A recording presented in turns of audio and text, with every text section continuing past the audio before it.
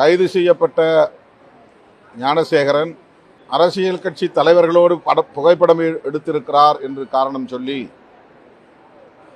அதற்கு திமுக பொறுப்பேற்க வேண்டும் என்று கூறுவது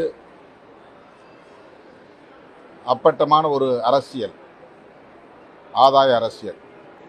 அவர் கைது செய்யப்படாமல் இருந்தால் ஒருவேளை இந்த காரணத்தினால்தான் திமுக அரசு அவரை கைது செய்யவில்லை என்று கூட குற்றம் சாட்டலாம். ஆனால் உடனடியாக கைது செய்யப்பட்டிருக்கிற சூழலில்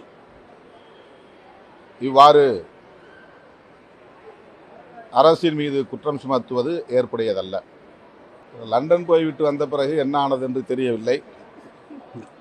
ஏன் அவர் இப்படிப்பட்ட முடிவை எடுக்கிறார் என்பது வருத்தமளிக்கிறது.